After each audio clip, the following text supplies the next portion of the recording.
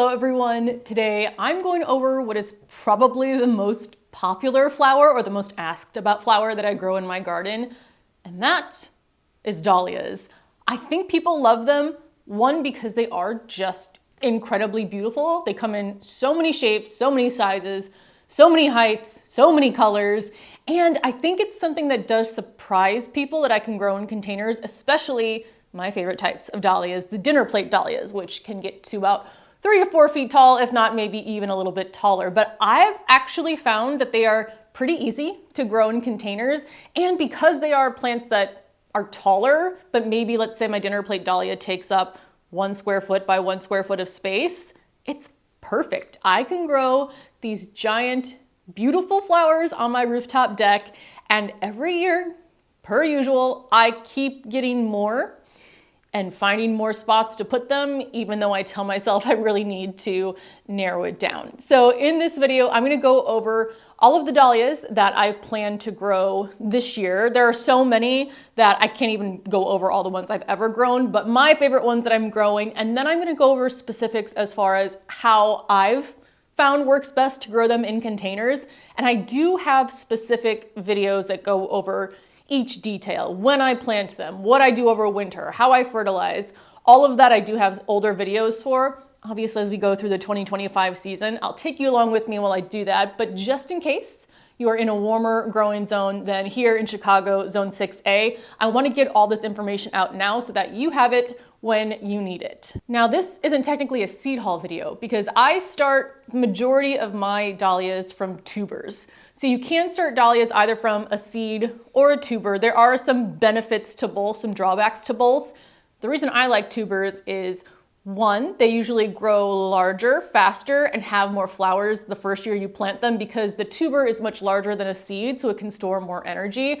And I'm all about efficiency and quickness, and I don't know if my dahlias are going to survive winter all the time. I'll go over how I do that, but they can't survive out here on their own. So I want to get as much bang for my buck as I can. On the flip side, it is cheaper to start dahlias from seed. You can get a seed packet, probably a seed packet for less than the cost of a tuber sometimes. So if you do have a lot of space to cover, I would probably go more towards seeds. Now let's talk a little bit about dahlias in general before we get into the specific varieties that I'm gonna grow, but they are actually perennials.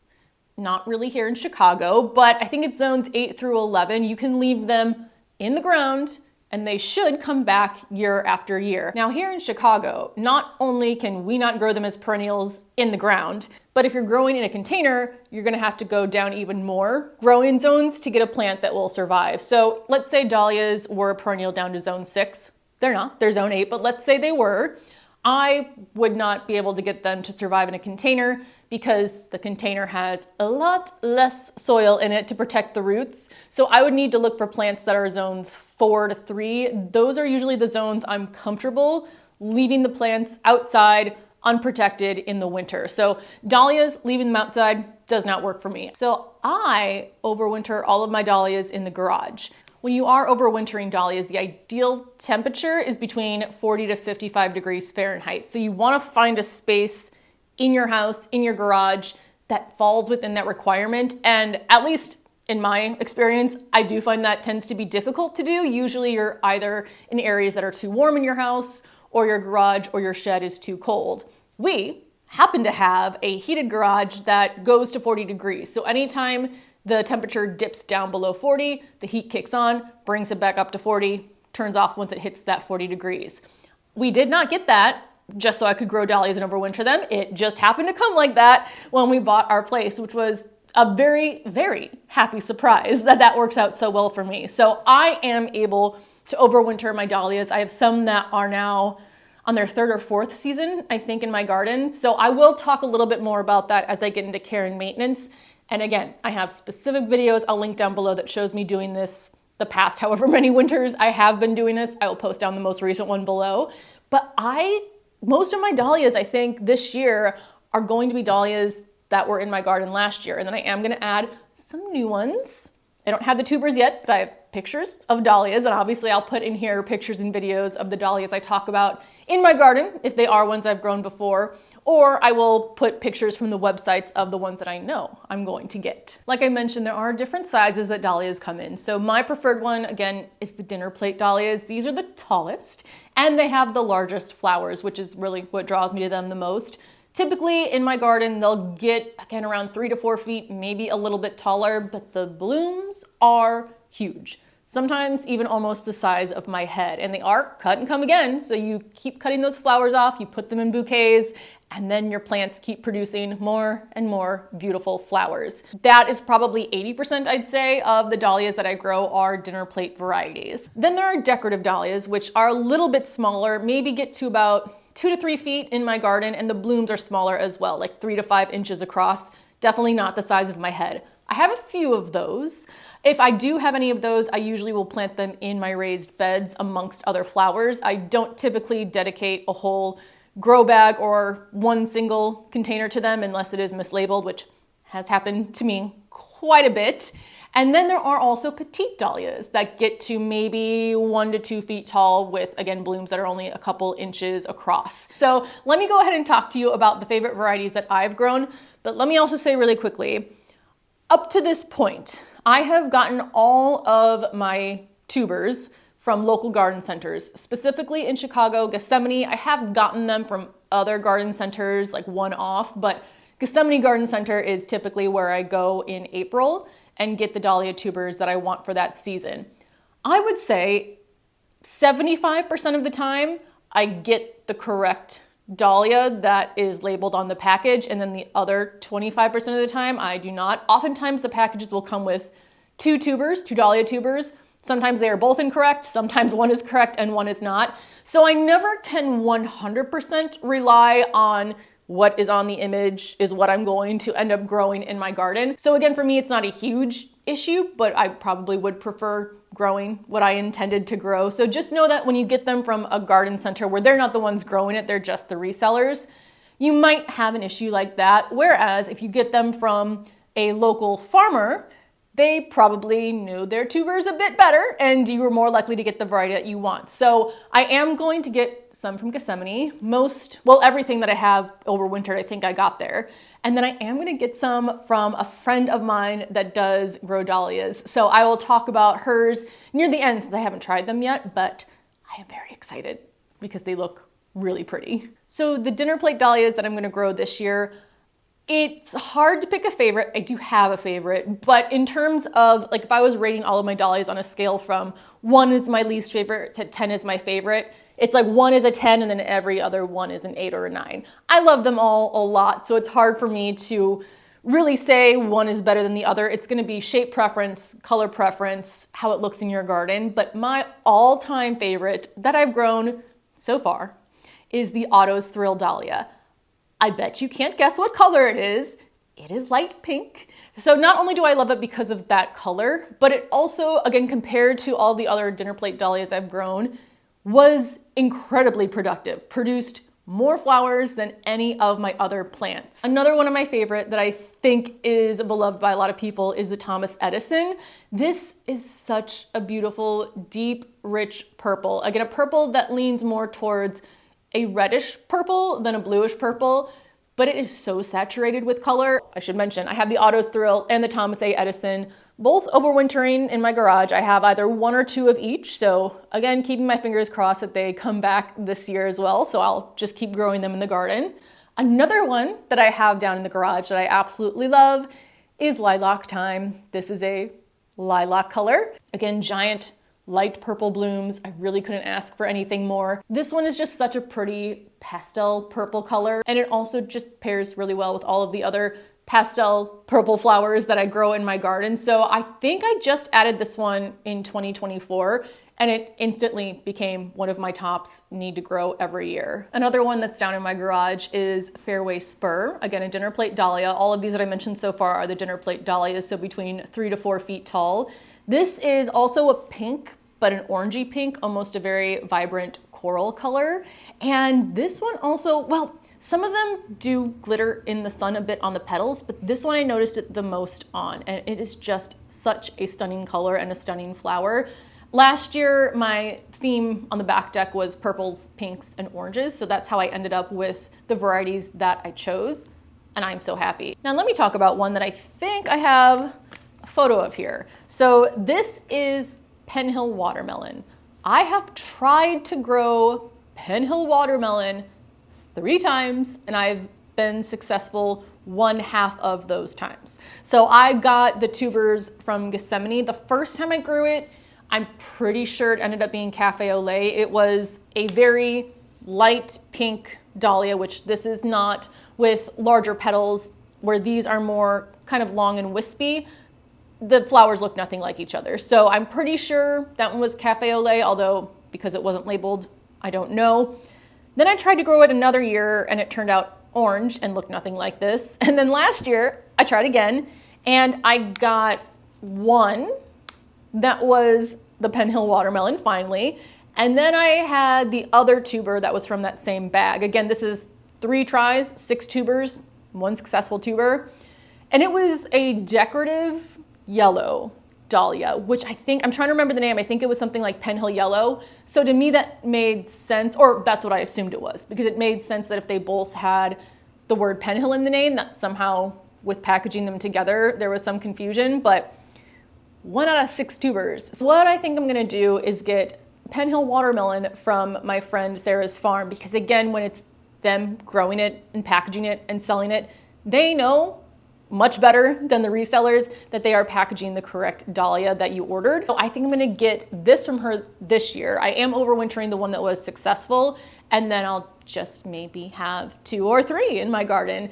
And I'm really excited for that because of the amount of times that I've tried to grow Penhill Watermelon so far. So like I said, for the first time this year, I am going to get dahlia tubers delivered from a local gardener. Well, local enough to the Midwest area. So I met Sarah at the Bailey's nursery event last year, and she has her own flower farm, which sometimes I feel like that would be my dream, and sometimes that also seems like a lot of work. So for now, I will let her do the work and then also just get some of her beautiful dahlias to try out in my container garden. Her Instagram, if you are interested, and I will link it up here, is Sarah Berkeley, but her farm is called Sarah's Cottage Creations. So I'll link all of her information down below. She is starting to release the sales of her dahlias this month, but like with most tubers or plants that you order, they're not going to be sent to you until it's ready for you to plant in the spring. Now, I have perused her website, and other than the Penhill Watermelon, there are 3 I'm very excited for. Can you guess what colors they are? I'm actually gonna go to her website so I can read you the information because I don't know it off the top of my head, because these are all going to be new varieties for me. Oh yeah, and just to let you know, so here's the information. Sale begins January 16th, 10 a.m. Central Standard Time. Did I mention that her farm is in Minnesota? I don't know if I did or not. So the first one I'm gonna grow is Café de Paris. From what I've grown previously, it looks like a very similar color to the Cafe au Lait, maybe a little bit more pink in the center. The petals do seem to be a bit more narrow and long compared to the Cafe au Lait, I think, that I grew, but it's a really beautiful pale pink with the darker pink in the center. So this one, it says it has a semi-cactus shaped bloom. So I have grown on accident some cactus dahlias, a red one. No idea what type, because it was supposed to be something different. The petals of cactus dahlias are a little bit different. They are just thinner, narrower, and a bit longer. I think they're really pretty. I know some people don't like them as much, but I do. So this one says the blooms will reach 7 to 8 inches in diameter. Sturdy stems make it perfect for cutting and bringing indoors. Its beige and blush color scheme is elegant and versatile. So I cannot wait to try these in my garden. I was supposed to branch out on different colors other than pink, and I did not. So with that, let's move on to the second one I know I'm gonna grow, which is Pink Pearl. It is also pink. This is, I don't know, sometimes I think I like the warmer pinks, sometimes I think I like the cooler pinks. Again, just looking from the image, this seems to be more of a light, cool toned pink, and it does have a white, creamy, lime green center. It's not as large as my Dinnerplate dahlias, but I think it's gonna be beautiful. So this one says, oh, it's a florist favorite.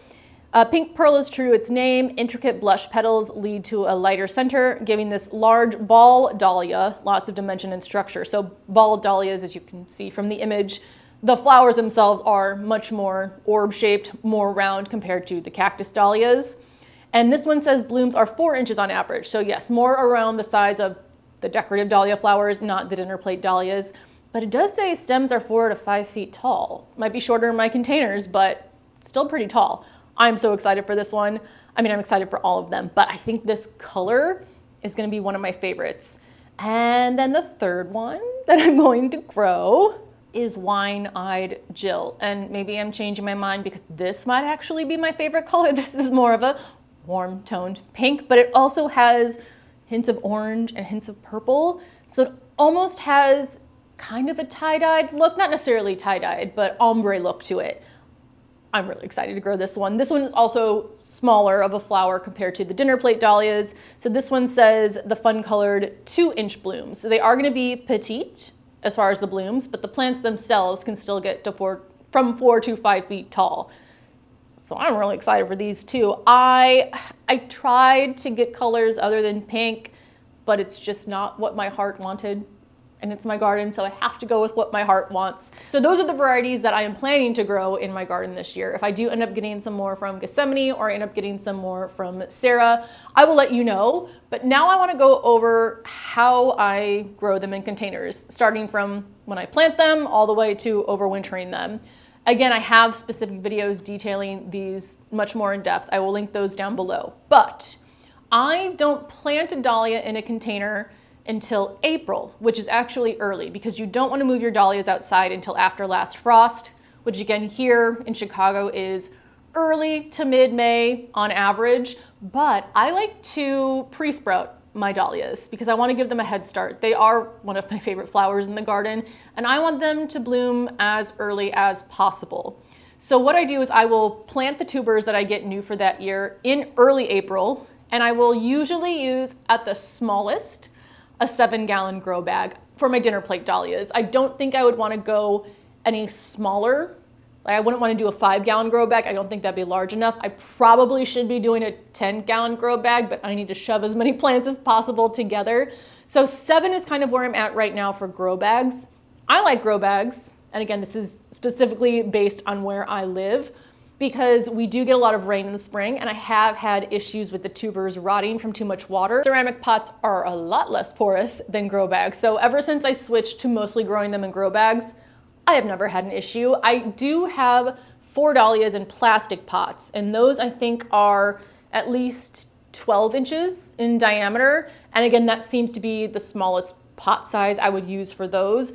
Any smaller, and I just don't think they'd be happy. In fact, like I said, I think my 7 gallons probably want some 10 gallons, but I'm giving them what I'm gonna give them. So that's the containers I use. And again, if I'm planting them, they get planted in early April. They stay inside in my guest shower. If I have guests, I hide them somewhere else. But since they're still buried underground, they don't need light yet. So I will put them in the shower. The shower stays off, no one's actively using it. And then I wait until I see them sprout. Once I see the green starting to sprout through, 1, I know they're alive, which is fantastic. And 2, that's when they'll need some light. So I will either move them in front of the windows here, either the east windows or the west windows, or I'll put them under the grow lights if I have some room based on the seedlings I have, or under my Sancy grow light. So I just get them some light. They don't seem to have issues with getting as leggy as my seedlings do if I put them under my, it's not Sancy, Soltech grow light, or just in front of the windows without the high output LED lights. So that works for me. That typically happens maybe 3 weeks after I start them. So then hopefully they're only sitting in front of my windows and doors for a couple weeks before I can move them outside. I do a very similar process with the dahlias I'm overwintering. So I overwinter all my dahlias in the containers they grew in. I don't move them to a new container unless I'm digging up the dahlias and dividing them, which I do think I need to do this year, so I'll take you along as I do that.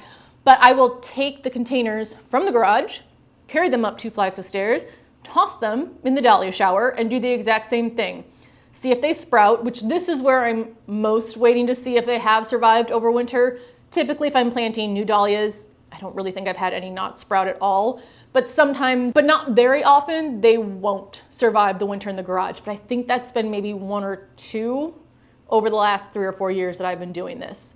So either I'm planting my dahlias in early April in a container, or I'm bringing the ones in their containers in from the garage into the shower. Once they sprout, get them in front of lights. Once we are past our last frost date, I get them outside. So that's the process kind of at the start of the season. Now throughout the season, I do like to add cages. I have 19-inch cages that I like to use for them. They do actually fit perfectly in the 7-gallon grow bags.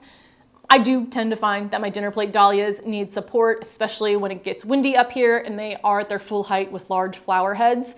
I could also probably go a bit taller on the cages, but I have the 19-inch cages and they work fine. So I'm gonna keep using them until they no longer work fine. So that's the support that I give them. And then as far as maintenance, I will fertilize, and I fertilize less often than I fertilize my annuals. My annuals, often I will fertilize them once a week, especially my very hungry vegetables. My dahlias, I think when you're growing in the ground, the recommendation is maybe every 3 to 4 weeks. Because I'm not growing them in a very large reservoir of soil, will fertilize them every 2 weeks, and they seem to stay happy. I will either use an all-purpose fertilizer or a bloom boosting fertilizer, just depending on which I have on hand. I've never noticed a huge difference between either of them, but fertilizing, I do those once every 2 weeks. Now, because I start them a little bit earlier inside, I can see blooms early July, which I do feel like is a bit sooner than you're used to in this area if you do just plant them in the ground. Usually it's a bit later in July, and they will bloom until the frost or disease kills them. But these are usually one of the last ones standing in my garden, which is fantastic to have these giant, beautiful dahlias October, maybe even into November, depending on how mild the beginning of our winter is that year. They lasted for quite a long time this year, which was really nice. Then when we get to the end of the season, I wait until the stalks and leaves turn brown or black so that you know that they are dead. As long as the leaves are still green, the sun is still being absorbed by the plant and the energy is being stored in the tuber. So you can do it before they die back completely, but just to make sure they are absorbing as much energy as possible, I will typically wait until they completely turn brown or black. But if we are going to have a very drastic drop in temperatures and they haven't completely died yet, I will just cut them back then. So at the end of the season, again, video will be linked down below, I cut the stalk off of the dahlia. There's maybe 2 to 3 inches of stalk left above the soil.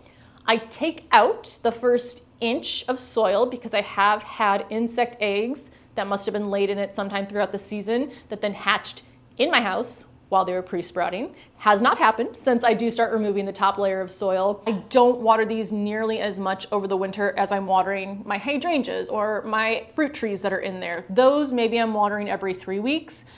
My dahlias, I will probably water 1 time over winter, maybe twice. And again, that's going to vary depending on the humidity, the temperature of where you're storing them. So just keep that in mind. The best thing to do is set a reminder to check your plants once a week. Tubers can be a little bit difficult to overwinter because if they're too wet, they will rot. And if they're too dry, they will shrivel up. I would say to err more towards the drier side than too wet, because I do think it's easier to rehydrate them than to try to get water off of them once they start rotting. But I find keeping them just in their bag of soil, not digging up the tubers and trying to store them in vermiculite, but the soil does a really good job of keeping them in that happy place of them staying moist enough to not dry out, but not too moist that they start to rot. So that is what I do with my dahlias in terms of how I grow them in containers. And then again, once it's April, I will be dragging all of my dahlias in the garage up here to see if they can pre-sprout. These are not the lowest maintenance plants I have in terms of pests and diseases, but they're also not very needy plants of my attention. So I usually have something that is nibbling on my dahlia petals. Cucumber beetles, Japanese beetles, I'm trying to think. Sometimes I will see budworms, but those are mostly on my petunias and I think just fall onto the dahlia and get confused. But I will sometimes have pests that I find nibbling. If it's just one and it's not my Penhill Watermelon, maybe I'll just let it go. If not, I just hand pick, drop it in some water, hand pick, throw it over the side of the garden. I don't do any pest spray on my dahlias, and that's something I'm trying not to do at all this year. No sprays, just my fingers or letting nature take its course. Diseases. I do have issues with that. Usually, I would say once a year, they do get hit with something. Usually it's some sort of fungal issue, or I will see the leaves start to yellow and there's some green spots on them, and then some of the leaves just die on their own. It's never completely killed them. It has made them not look as pretty, but as long as they're still blooming, I let it go. So with that, sometimes I will try to space them apart. Again, a difficult thing for me to do in a small space, but I will try to space them further apart. I think having them in their own singular pot or grow bag does help. I need to get better at pruning just to make sure that I increase the airflow, because I'm really good at pruning until mid-July, and then I just kind of stop and everything gets a little bit wild. I do have some antifungal spray. So if I do notice an issue, first, basically very similar to powdery mildew, I will remove the leaves and then spray the healthy looking leaves to try to stop the spread of it. Sometimes it seems to work, sometimes it seems like whatever is in it is going to take over anyway. But I don't think I've ever had a dahlia completely die from a disease in my garden. Again, maybe some of the stems do, so it gets a little bit smaller. Sometimes it rejuvenates on its own. But I always have some sort of issue, but it's never an issue that completely kills my plant like powdery mildew does to my zinnias. I think those are all of the growing tips that I have. So now let me go grab the 2 books and we'll see if we can learn any more fun facts about dahlias. I feel like I'm going to do flowers and their meanings first. This is one that did not have gomphrena in it, but I feel like every book about flowers is going to have dahlias in it, because how could it not? And yes, here we go, dahlia. Now again, this book is flowers and their meanings. So the first little introduction was all about the history of assigning meaning to flowers, and then it goes into the individual flowers, usually just a small paragraph for each. So let's see what Dahlia says. I don't think I've read this one yet. It says instability, which doesn't really seem like a message I want to tie to it, but that's what this says. The dahlia was named the national flower of Mexico in 1963. The flower's tubers have long been incorporated into the Oaxacan cuisine. I forgot that they are edible. I would never eat them because I love them more as flowers, but I forgot that the dahlia tubers are, in fact, edible. And an extract from roasted tubers is used to flavor drinks across Central America. Aztecs hollowed out dahlia stems to use for water irrigation. Adored as boldly colorful garden flowers, some varieties feature blooms the size of dinner plates. And it says here that a bunch of dahlias means my gratitude exceeds your care. I don't know why, I don't like dahlia meaning instability. I mean, it's fine. I didn't make this up, but I thought it would be something, I don't know, prettier. Now let's go into the Encyclopedia of Cut Flowers, which again, I have tagged the pages which have flowers that I do grow. So here we are. Dahlia standard, does that mean there is a different dahlia? Oh, they have just cafe au lait as their own section. That's interesting. Anyway, Dahlia standard, right there. It says, dahlias come in a wide range of colors and textures. In fact, there are more than 60,000 named varieties of this garden favorite. There's every color imaginable, including red, purple, orange, yellow, white, coral, and pink. Availability late summer to first frost. Dahlias like cool weather and cold water. Cut the stems with a knife and place them in cold water with antibacterials. Dahlia petals tend to wilt pretty quickly. It's best to spritz the flower directly with water to keep it hydrated. That is one thing. It is the star of the show in a bouquet, but it is usually one of the first flowers that I pull from the bouquet. So I never try to make a very dahlia heavy bouquet for myself or my giveaway bouquets because I don't want it to only last a few days, but I do always have to put a dahlia in there somewhere. Fascinating facts, dahlias can be found in every color except blue. And yes, breeders are working on trying to create a blue blooming dahlia. These flowers often show their faces on a 90-degree angle, which can make them hard to work with. So when making a mixed arrangement, put dahlias in left. Yes, that is another thing. They can face odd directions, which are kind of hard to figure out where to properly place them in the vase, but they're too beautiful. I don't care how oddly they grow. All right, now let's go into the section that's just dahlia, cafe au lait. I think this is more focused on the dinner plate dahlias versus the standards. So dahlias come in a rainbow of colors and varieties. Cafe au lait dahlias are given the nickname dinner plate since they can be 10 inches in diameter. So in my mind, it's always been dinner plate is a wide range of types of dahlias, and then cafe au lait is a specific variety of Dinnerplate, but let me know if that is incorrect and they are more interchangeable names for each other. Availability, same, late summer to first frost. Conditioning, be aware that this variety of dahlia only lasts 2 to 3 days. Fascinating facts. The cafe au lait dahlia is most prized when oversized. It can get extremely big. Other varieties that can get big are Spartan and Labyrinth. So that's the information from these 2 books. I love dahlias, you probably love dahlias. I feel like everyone loves dahlias, and growing them in containers did end up being a lot easier than I thought. I had my failures at the beginning, but as I've kind of gotten into a routine of what works for me, I am so happy to have these in my garden every year. Another bonus for me is that because they are one of the taller flowers, they are the flowers that people can see poking over the wall of my garden, like the people that live right around us. So that always makes me really excited to think that those are the flowers they're seeing in my garden. So let me know if you have any questions. Let me know your favorite varieties. I will link down below. Everything I said I will link down below. And I will see you in the next video. Oh, and again, all of my individual how-to dahlia videos will be there too.